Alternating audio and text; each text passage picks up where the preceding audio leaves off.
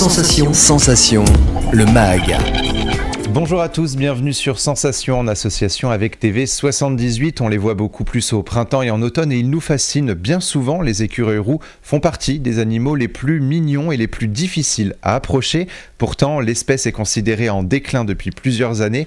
À Montfort-l'Amaury, l'association L'écureuil roux défend la sauvegarde de l'espèce. Pour en parler avec nous, je suis avec Noémie Hadou. Vous êtes porte-parole de l'association. Bonjour. C'est ça, oui, bonjour. Alors l'association a été fondée donc en 2019. Qu'est-ce qui a poussé justement la création de cette association? Alors l'association a tout d'abord, comme vous venez de le dire, été créée en 2019 afin de protéger toute la faune et la flore locale. Et en 2023, on s'est concentré essentiellement sur les écureuils roux, qui sont vraiment en déclin et qui ont vraiment besoin d'être protégés. C'est justement de ce constat de déclin de la part de l'espèce que vous vous êtes dit qu'il fallait absolument se concentrer sur les écureuils roux? Exactement. Les Français sont nombreux à admirer les écureuils roux pour leur beauté, je l'ai même dit en début d'émission. La fascination résulte également dans le fait qu'il est souvent difficile de s'approcher de l'animal. Pourtant, vous luttez pour la protection et la préservation de l'espèce. Qu'est-ce que ça signifie? En quoi sont-ils en danger? Les écureuils roux ont été en danger depuis pas mal d'années, de siècles je dirais même. Donc les écureuils roux sont roux et au Moyen-Âge, à cause de leur couleur, ils étaient chassés parce que le roux était un signe du diable. Et ils ont été chassés et on s'est rendu compte qu'il y en avait de moins en moins. C'est pour cela qu'ils ont été mis en espèces protégées. En France, il est interdit d'en détenir chez soi, d'en vendre ou de le chasser. Et dans certains pays, malheureusement, c'est pas le cas. Et certains pinceaux sont faits avec les poils de leur queue. Et il y a encore des élevages où on tue les écureuils pour créer des pinceaux. Donc il faut faire très attention.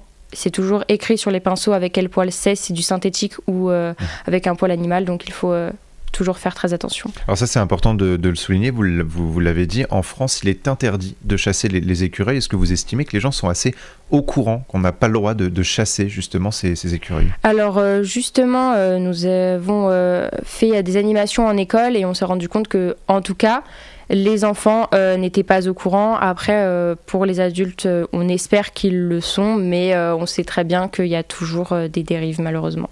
Alors les écureuils vivent dans un milieu naturel, mais qui est à la fois menacé par justement l'urbanisation. Finalement, on enlève des forêts entières pour mettre des habitations. Est-ce que là aussi, ça constitue un danger pour ces espèces? Oui, bien sûr. L'élagage et l'abattage des arbres, c'est l'une des plus grandes menaces des écureuils roux.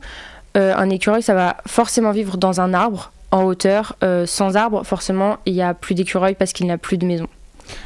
Alors vous l'avez dit, ils vivent surtout dans les arbres, donc même dans les forêts où nous nous promenons. Est-ce qu'ils peuvent également vivre dans les jardins de particuliers? À condition qu'il y ait un arbre, on peut justement faire vivre un écureuil dans nos arbres? Oui, tout à fait. Tant qu'il y a de l'alimentation et qu'il est protégé, parce que bien évidemment, si vous avez des chats ou des chiens, je pense pas que vous ayez d'écureuil. Vous faites également de la sensibilisation, vous l'avez dit, autour de la préservation de l'espèce, notamment dans les écoles. Est-ce que vous vous adressez à d'autres publics pour cette sensibilisation ou c'est essentiellement les enfants? Nous sommes également présents dans les maisons de retraite. Est-ce qu'il y a urgence à cette préservation des écureuils roux, justement, donc typiquement en ciblant les enfants et les EHPAD finalement, donc il y a ce côté intergénérationnel à travers cette sensibilisation. Est-ce que vous estimez qu'il y a vraiment urgence à aller auprès de tous les publics? Oui, c'est très urgent parce que là, pour l'instant, l'écureuil roux est placé en préoccupation mineure et malheureusement, ce qu'on remarque, c'est que souvent, les espèces placées en préoccupation mineure, très rapidement, sont en voie de disparition, ce qui est en train d'arriver pour l'écureuil roux. Il y a des menaces qui vont pas tarder, des menaces beaucoup plus grandes que ce qu'on a pour l'instant en France, qui vont pas tarder à arriver. Je pense surtout à l'écureuil gris, qui est vachement présent en Angleterre. En Angleterre, ils ont pratiquement plus du tout d'écureuil roux à cause de l'écureuil gris.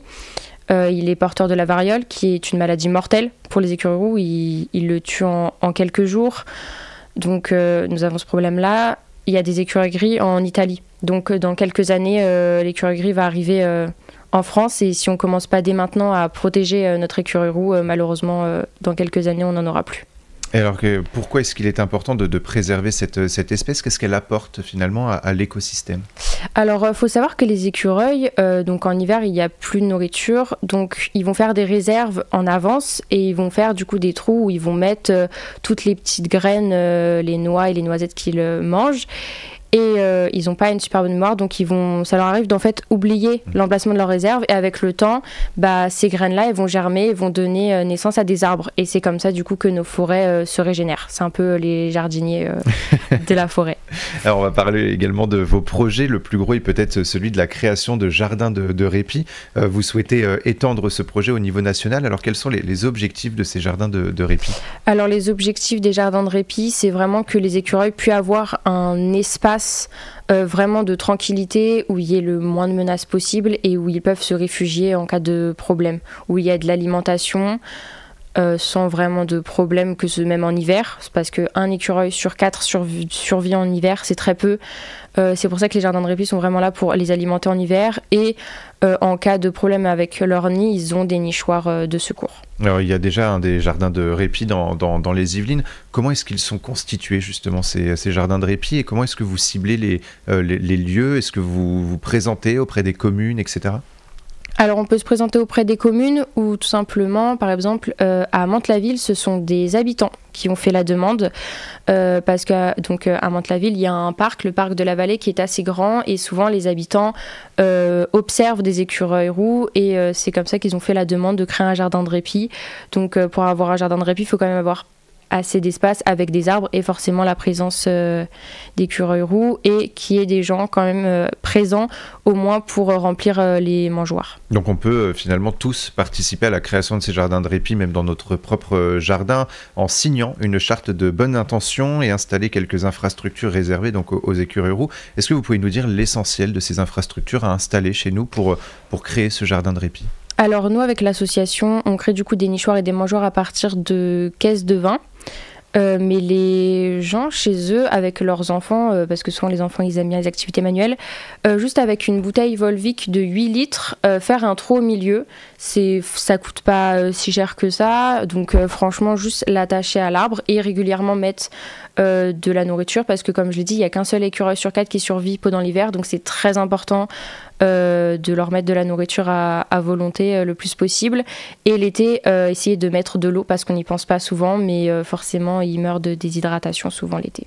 On a parlé donc des risques au fil des années. Là, on va se projeter dans un monde un peu utopique où, dans quelques années, au moins 50% des ménages avec jardin et toutes les communes de France s'engagent justement dans ce projet de jardin de répit. Quels seraient les résultats à moyen et à long terme ?